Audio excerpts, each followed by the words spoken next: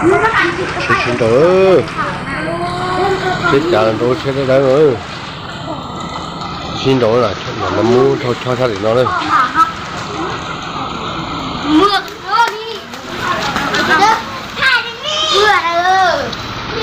xin lỗi chết chả tôi nói rồi tôi nói là nó chống ở dưới cột chết rồi đi từ cái năng cho cái năng là mình phải cả mới chỉ cho phải xong theo chết chả xỉa nó làm tôi sẽ lo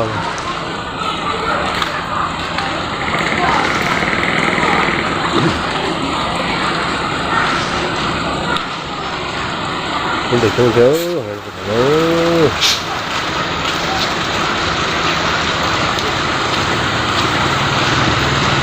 đó bộ này ta ơi thế nào là một cái lỗi rồi cho nên mình sẽ được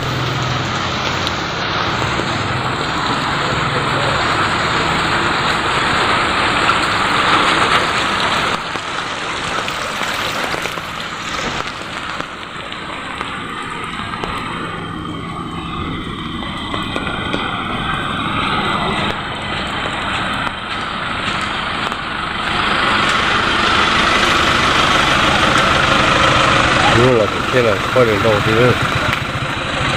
cái xe chở lo được cũng lo đó quá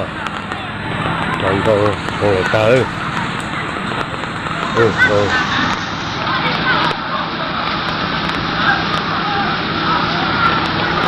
còn lại ta ơi mình không mất bạn ơi mình không mất bạn nó chốt rồi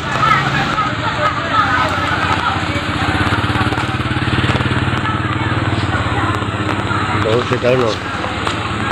tôi chỉ có để mình đo nữa thôi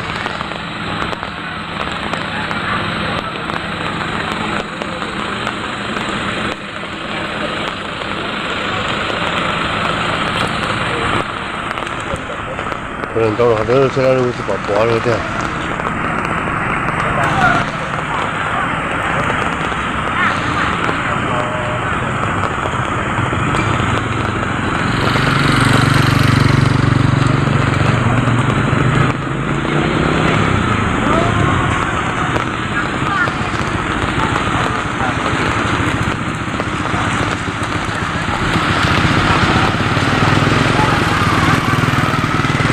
ta nướng buôn đài đó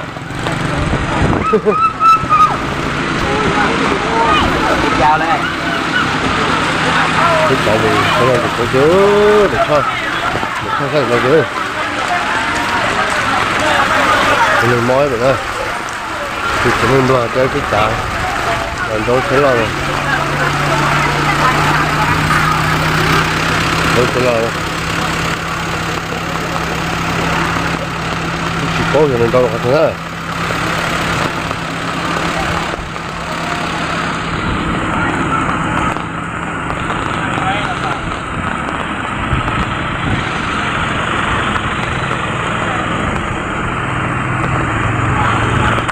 này con gớm một tội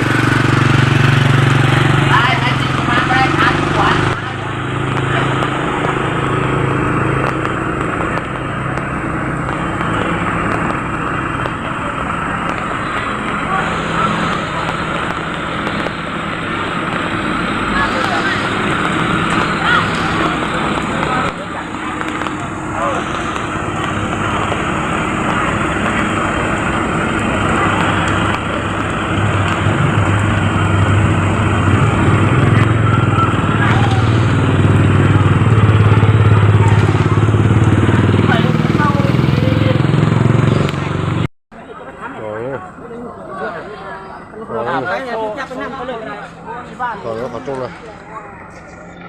เขามาแทงมาตัวเลยมันจังโก้เกียร์ห้าง เขารถตามนี้เนาะ กระตารถอันนี้ ขับตามรถหรอขาชิบูฮักดิ โมฮะพ่อค้าเรามันนิดเขาวางรถนั่นรถแล้วมันรถทับเราอยู่นี่ โอ้เรายังอยู่ติดรถนี่วะ ติดรถอยู่เลยเราได้อยู่ที่เรา แล้วจึงเอามานอนนี่ทางเรายกไปนะตอนนี้เลยเนาะโอ้ยังติดรถท่านเราจึงยกมานี้เนาะ รถเก๋งเราอยู่นี่มันเก๋งรถเราเก๋งรถอยู่ โลกของหน้าคือว่ามันเป็นเลขแปดแล้วมันต่ำนี่หวะ มันก็บ่เข้าใจเราขึ้นมานี่มานี่เนาะมันคือจะพุ่นเราขึ้นมาทางนี้เลยเนี่ย เมา จืดเนาะจังหวะ เรามาที่นี่วะเรามาที่นั่น ถ้าพุ่นลูกคุณมาก เรามาที่เลย hai rồi โอ้ยอีกตา chỉ vào trong lúc đó trong được khó rồi về trong lúc nào mà cũng muốn theo trong lúc thứ này đó lúc nào sao เราเลยอีตาแน่ สอนต้องเลยหัวท่อต้องเช็ดนะเดี๋ยวดูกูเช็ดสวนแล้วนะเดี๋ยวกูมาเช็ดปล่อยเช็ดโตเลยเนี่ยสั่นใจมันสวนแล้วกูก็ซักกับตรงนั้นน่ะมันจะถอยกลางเชื่อแล้วไม่ถึงม้าจะแบ่งหมองอ่ะ